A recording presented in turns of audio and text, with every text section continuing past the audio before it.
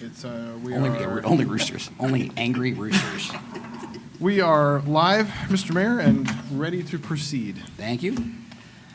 With that, I will call to order the Riverside City Council meeting for Thursday, August 15, 2024 at 6 p.m. Madam Clerk, would you please call the roll? Mr. Brown. Here. Mr. Denning. Here. Ms. Fry. Here. Mr. Joseph. Yes. Ms. Lomatch. Yes. Mr. Maxfield. Present. Mayor Williams. Here. No absent members. Mr. Manager, any additions or corrections to the agenda as presented? Nothing substantive, Mr. Mayor, but a quick note, Resolution 24-R-2974, the text of that resolution, we've updated to reflect lower expected costs for the city in terms of our outlay for the playground equipment. I did email that to council earlier today, but that's the only substantive change. Motion. Second. We have a motion from Ms. Lomatch and a second from the Deputy Mayor.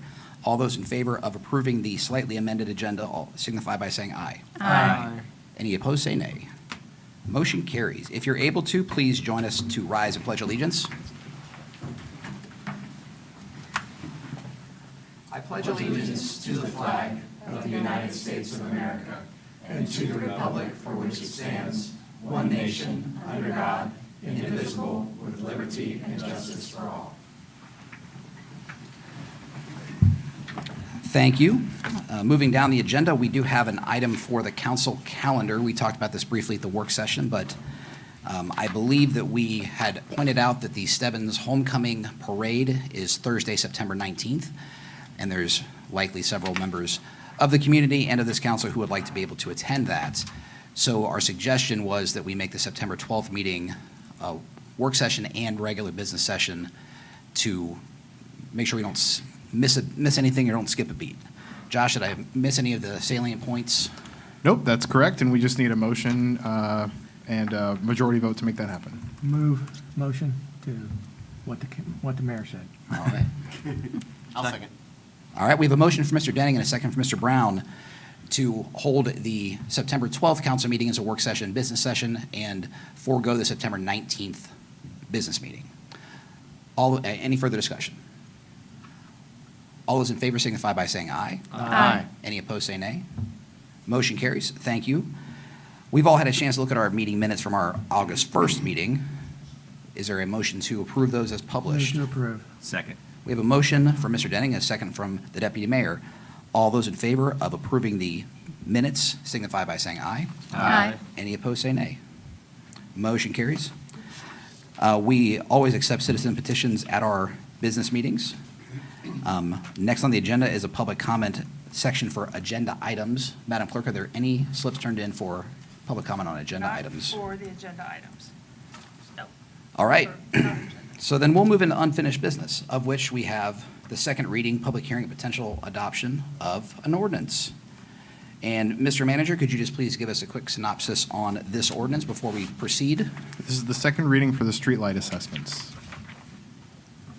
That was very succinct. All Took it to right. heart. Okay. I mean, in Riverside or like lights turn on? In Riverside, Okay, good. among all the various lighting districts in Riverside, yes. Motion to approve. Second. All right, we have a motion from the Deputy Mayor and a second from Mr. Joseph. The Riverside City Charter allows for the reading of an ordinance to be done by title only unless a council member requests otherwise. Madam Clerk, would you please read this ordinance by title only? Ordinance number 240853, an ordinance determining to proceed with the improvement of certain streets between certain termini in the city of Riverside, Ohio, by lighting the same with electricity. At this time, I'll open the public hearing for ordinance 24-0-853 at 6:04 p.m. If you'd like to speak on this ordinance, please come to the podium. State your name and address for the record, and please keep your comments to 3 minutes.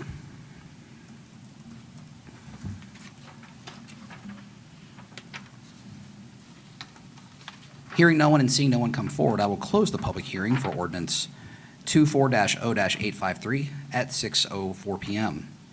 Is there any further discussion from members of council? Hearing none, Madam Clerk, please call the roll. Mr. Maxfield. Yes. Mr. Joseph. Yes. Mr. Brown. Yes. Mr. Denning. Yes. Ms. Fry. Yes. Ms. Lomatch. Yes. Mayor Williams. Yes. Motion carries, ordinance passes. We'll now move into new business, of which we have 5 resolutions to discuss. The first resolution, Resolution 24-R-2970, Mr. Manager, this is some annual bookkeeping, I believe. Correct. This is the annual ordinance to assess properties for nuisance abatement costs. There is one update to the exhibit. We did have a property owner pay their assessment, so that property was removed from this list so that we don't accidentally send it to the auditor. But outside of that, there are no changes from last discussion. We have a motion for Ms. Lomach and a second for Mr. Joseph.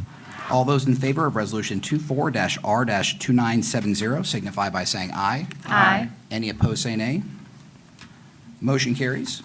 The next resolution, 24-R-2971, Mr. Manager, I believe is a similar type ordinance. Oh, yes, I apologize. I misspoke. The prior resolution was for grass and vegetation. This is This the resolution assessment. is the assessment for nuisances. Yes, we do split those up. My apologies. And the one that we voted on a moment ago is a similar annual assessment that we do for lawns that we cut, basically. Correct. Move to approve. Second. We have a motion for Mr. Denning and a second from the Deputy Mayor. Any further discussion from members of council? Hearing none, all those in favor of Resolution 24-R-2971 signify by saying aye. Aye. Any opposed, say nay. Motion carries. The third resolution on our agenda tonight is for the fee schedule. Mr. Manager, do you want to talk about that at all? Correct. This resolution would formally adopt the fee schedule that we've talked about at the last couple of work sessions. If adopted, then we will happily post that on the city's website and use it to, as our reference point for fees going forward. Move to approve. Second. We have a motion for Mr. Denning and a second for Mr. Brown. All those in favor of Resolution 24-R-2972 signify by saying aye. Aye. Any opposed, say nay. Motion carries. The fourth resolution, Mr. Manager, this is some of the discussion we had at the work session last week. Correct. For prosecution services, Mr. Miller is here if you have any questions about the nature of that contract, but this resolution would approve my ability to sign that document. Move to approve. Second. We have a motion from Mr. Denning and a second from the Deputy Mayor. All those in favor of Resolution 24-R-2973 signify by saying aye. Aye. Any opposed, say nay. Motion carries. And our final resolution under new business is a contract or an agreement that the city manager spoke about a little bit ago when we were amending the agenda slightly. This is the playground equipment that we have found out some good news about this afternoon. Correct. We went out, I'll actually give a lot of credit to our new service director, Ms. Beth Moore, who's here this evening. That's who and- that is. Okay. Yes, and our city engineer, Ms. Shelby Engel, who helped run a bid process for us or a quote process for us. But Bluegrass had the lowest quote, lowest bid for playground equipment. We did receive two grants, one CDBG grant and also a grant from, I believe it was the Solid Waste District, for installation for these playground sets at Community Park and Rohrer Park. Ms. Moore did an excellent job working with the county, and actually, the solid waste grant was only applicable to one of those parks, but we have, well, really, Ms. Moore convinced them to expand the scope of that. So we can use that money on both parks, which effectively drives our costs down and lower the out-of-pocket amount to, I believe, just over $24,000 for us. So with your permission, we will execute that agreement with Bluegrass and go about getting these installed at both parks. Motion approved. Second. We have a motion from the Deputy Mayor and a second from Mr. Joseph. All those in favor of Resolution 24-R-2974 signify by saying aye. Aye. And any opposed, say nay. Motion carries. We'll move on to our public comment on non-agenda items, and I believe we have a few slips that were turned in. Thank you. And we will first call up Mr. Steve Gaby. Thank you for joining us tonight, Mr. Gaby. If you would, please state your name and address for the record, and please keep your comments to 3 minutes. Thank you for the time. Thank you. Steve Gaby, 4839 Conway Road. I just got a question, I guess, for the city manager. On the Spinning Road paving project, why was only the curbs and the aprons replaced and not the sidewalks repaired in that project? You're asking about so just to make sure I heard you. 1100 block right now, where the curbs and the aprons have been replaced, why wasn't the sidewalks fixed like it had been in Lynn Hayden Platte, over off Bayside and everywhere else? Was when they come in, they did the curbs, Mm-hmm. they did the aprons, and they did the sidewalks. Yeah, my understanding is that that's due to the fact that the spinning project is grant funded. There are limitations on what we can apply that grant money on. Sidewalks are not one of those items. So, Understand, who paid for the curbs and the aprons? well, for which project? 1,100, well, right now it's the 1,100 block of Spinning Road. On spinning. So that's a grant-funded, again, grant-funded project. So there is a council policy. I can furnish that to you or anybody else who's interested. We had this conversation, I think, 2 years ago. When we go out and apply for grants, oftentimes we have to make promises to the state or to whatever agency is giving us the grant as far as whether or not we will assess property owners for those costs. Spinning Road is a project where we basically said we would not assess property owners as a condition of getting the grant. So that is entirely grant-funded with a small city match. And it's through the OPWC, correct, Correct, Josh? OPWC. The Ohio Public Works Commission. But if you walk that, it is, I don't want to say the word stupid, but if you walk that, it's crazy that the sidewalk was not replaced at the city's cost. City money is the residents' money. If you walk that and see where they did the apron, and right in front of them is crumbling concrete, it's crazy. I don't disagree with you, but the state only lets us spend money on certain things. You had the money to, you had money going in on the curbs and apron, according to your email that I read. So we had enough money for a local match on the entirety of the project cost. Yeah. Again, the scope of the project cost is limited. It does not include sidewalk. And this, to the extent that this, I'm happy to continue a conversation with you offline anytime. Just one more question. Sure. Okay, the money wasn't there, but in Lynn Haven plat and the other plat, you had the curbs done, you had aprons done, and the sidewalks done, and you put a bill on elderly people in these plats that they could not afford. Why didn't you do the same thing there? Why didn't you back off on the sidewalks in and let them, just do part of it, let them get it paid for, and do the rest down the road like you're doing there on Spinning Road now? Well, that's all you I can, gotta you say. can, you can ask, Josh is just carrying out what the seven of us have told him to carry out, so you can direct your questions at us. Yeah. And I'm happy to explain, and the budget's about to go off, so I paused it. But I'm happy to explain that what Josh was pointing out was that the gas tax and other permissible taxes that we can spend on road work with state matches is how we were able to get that project done at all. So the Spinning Road project doesn't happen if we don't approach it the way we did, because that is a primary street in our city. Residential roads, as has been council policy, when we replace them, are completely funded by local dollars, the money that we bring in through a couple sources that, the limited sources we have.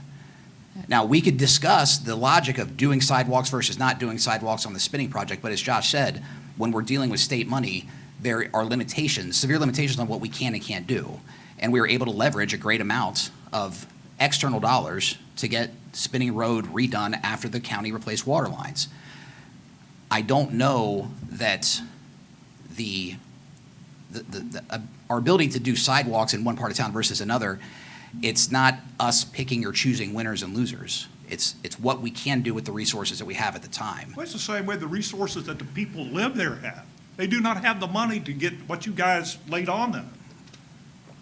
I don't want to throw names out there because, you know, I'm not, don't have permission to speak for them. But, you know, you got widowed, retired people that's on a fixed income that gets hit with this freaking money is, you know, all at one time. It's crazy. Well, they weren't hit it with all at one time. We presented three different opportunities, three different options with which they could fulfill that assessment. And it's no Right. different than And any they had to- assessment. And they had to file for hardship because it was a hardship on them. Well, I'm not disputing that it's a financial hardship to get improvements done. But if the citizens are telling us they want new roads, this is how we get new roads. We also offered up to 10 years to pay that back, Yeah, which is the exactly. maximum amount permitted by law. The options So we presented were we pay it did at once. everything in our power to reduce that burden on the residents within the bounds of the law. I just think a lot of people got the whammy put on. That's all I gotta say. Thank you for your time. Next, we have Mr. Mike Trim. Can I add just one more thing? I agree totally with what he's got to say because our plat is, it's out of control too with the traffic and the speeding. And I had a conversation with him, but I agree with him 100% what he had to say. All right. Well, Mr. Trimbach, do you still want to talk? If Mr. Gavey already, we have to hear the primary evidence first before we know what Steve's agreeing with. So, Mr. Trimbach, please come up. Thank you all for your time. So we have Mike Trimbach from 73 Quimby Lane. If you could please just state your name and address for the record and keep your comments to 3 minutes, and thank you All for right. taking time to join us tonight. My name is Michael Trimbach. I live at 73 Quinby Lane. There again, the plat is turning over to younger generations. I've lived there pretty much all my life. And the road is probably, first of all, there's no speed limit sign coming off of Linden onto Quinby, which it wouldn't matter anyway. I would say the average speed on that road is probably about 50 mile an hour. It's really bad, and it's just a matter of time before, I hate to be negative, but there's going to be, it just, at a time, something bad's going to happen. Either somebody's going to back out, or somebody's tire blows. It's going to be a mess. There's a lot of these people got these newer cars that got so much horsepower in them, and the street has just turned into a drag strip. And I deal with a couple of my neighbors across the street that live right on that corner, and they like to back their cars in, and there's two of them right on the bend, and there's an elderly lady right on the bend, and she's just scared to death of getting hit because they like to back into their properties, into their driveways. And I don't know, we talk every Saturday when we get time, a couple of neighbors come over to my neighbor's house, and I don't know, we know there's really nothing we can do about it, but we just thought maybe, if speed bumps or something could be done down there, but it's terrible. There's a lot of kids on that street now, and I'd hate to see something bad happen to any one of them. So that's just my concern on the speed limit on that street. And the stop sign that goes out on Deerland, nobody ever stops there. It's just they fly up and down that street, and it's just a mess. I'll just leave it at that, and it's just a concern. I hate to see anybody get hurt, or a kid get hurt, or anybody get killed. And just And want there's to, currently no speed limit sign posted on Quimby. there is, if you're coming down Deerland, heading towards Linden. All right, but coming off of Linden, Coming off of Linden onto Quinby, there is no speed limit sign on it. as you That's the travel, sign. south. Yes, I live up right. On the right-hand side as you're traveling south. Yes, sir. I think the staff's Like I said, making- I'm not. Yeah, we're making notes. That's why I'm asking the questions, to make sure Yes. that we know what we can do on a road like that, and what are the steps that we could take, what steps staff could take to assess it and improve safety. Yeah, no, I know they won't pay attention to it anyway. I just wanted to bring it up. But another concern I have, just a question, I don't know if anybody's here with zoning. Yes. Yes. My neighbor put up a privacy fence probably a few years ago, and I don't have a problem with privacy fences, but, they always say you get the good side when they always put their fence up. And I was in construction all my life, and I don't quite understand why they were allowed to, they put a 12-inch piece of plywood all the way down underneath their fence. And I would really love to show you a few pictures. It's all delaminating. All the pieces that they put and screwed the boards together at the poles, they're all coming undone. All the boards are starting to separate. They're all curled. It's the natural drain for both of our properties. And I would love to spend my own money and stain that whole side of the fence. But unfortunately, her and I don't get along, because I went to put a driveway in the side of my house because I have a garage in the back. And she said it was her property, and I found both pins. I had 13 feet. And ever since then, it's just been, she's had the cops in my house every time I do. I just have my trees trimmed on both my property lines. I actually called the Riverside Police Department, notified them what was going on. I had a professional company come out and do it. And that Friday, next day, we did her side of the yard. Well, you would have thought there was a shooting going on. 2 Riverside police officers showed up, and a zoning truck showed up, and it's been totally embarrassing. I mean, she's probably called the police on me probably 24 times, and then, I go around and apologize to my neighbors. But the fence it's the cheaper fence. It's not the one that's hand-built, piece by piece, I'm sorry. And it's just in bad shape. And I don't understand, they don't see that side of the fence, and it's actually protecting their investment. But since you don't like me, since I put a driveway in, she said I was on their property, which I'm not. It was all surveyed. They had it surveyed, but there again, the fence probably. If you just not- give me the address, I can have someone look at the I th- property. I think it's 69, I believe. Quimby. And this Okay. is the property that's on your north property line, It would be on. closer to Linden. Yes, it'd be on Yeah. the south of 73. She's right, it's a two-story big brown house. It's the Okay. Rados. Where Rados grew up. I'm sorry? Is it the Rado house? Yes, Okay, I live right next door. yeah. And I put a driveway in because there was a garage in the back, and it was always grass, and when I went to start. Well, I know that Naya can follow up with her staff and look at the condition of the fence, and if it's not meeting our current standards, then that can be Would corrected. there be any way I could show you just a couple pictures real quick of just what's We happening? we can talk later. Yep. Okay, After okay. the business meeting. Okay. Thank you, Mr. Trimbach, I Thank you all. appreciate that. Thank you, guys. Yep. And we'll get this passed along. All right, well, we will move on then to the city manager report. Thank you, Mr. Mayor. The first thing that I would like to do is introduce formally to you all Miss Beth Moore, who is our new Public Service Director. Beth comes to us. She actually started a couple of weeks ago. Beth comes to us with a wealth of experience. She was just previously with Montgomery County Environmental Services, and before that has spent some time in several cities around us as well, so brings a lot of operational expertise. And I'll let her introduce herself. Thank you guys for having me. I'm super excited to be here at Riverside. As Josh said, I've most recently come from Montgomery County Environmental Services. It was a water and sewer provider for Riverside, so solid waste as well. So good thing we still have some friends over there. Already done a lot of collaboration on the existing projects, but previously worked for City of Dayton, City of Miamisburg, City of Mason. So I'm excited to be back in a small town. I had a whole career of being a public servant, and I look forward to really serving this community. And our team is great. Shout out to Kevin Miller, who kept things going for months, right, before I arrived here. So wealth of knowledge, and whole team is really dedicated to the citizens. So I'm excited to be here, anxious to serve.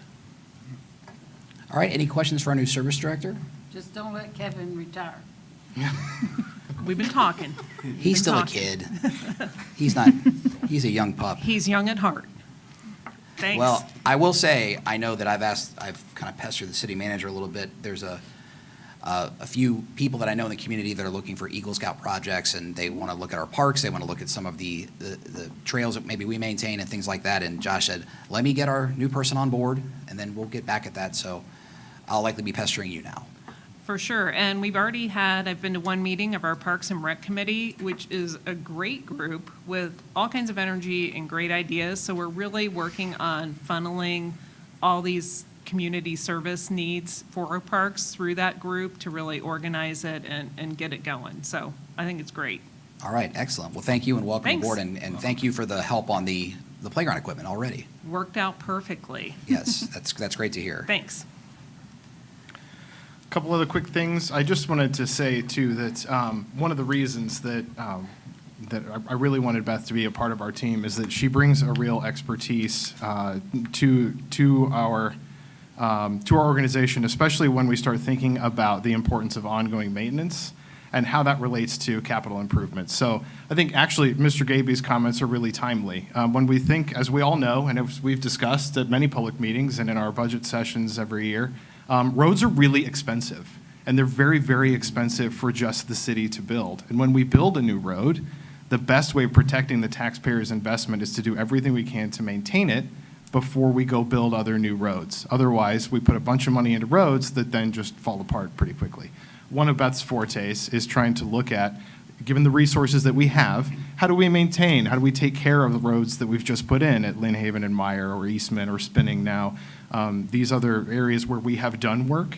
And then once we have a good sense of where that's at and we're able to maintain and maximize the use of those new roadways, how do we take what's left and apply that in a proactive, forward-thinking way to try to do more? And how do we leverage other grant dollars that may be out there to go do more? And how does that inform any future conversation about road-related funding? Because as we all know, we don't have enough money coming in to do the level of road work that we would all like to see done. So I'm very confident in Beth's ability to help us get our arms around those questions over the next, year, 18 months or so, particularly as we go into next year's budget process. so that we will give this community a very solid foundation from which to have a conversation about roads. That is not something that I have felt comfortable to tackle before, but I'm very confident that we are well on our way to do that going forward because of Beth and Kim and Naya and the chiefs and all the other staff and the really great team that we've built here to move our community in a positive direction. So, Beth, we're happy to have you.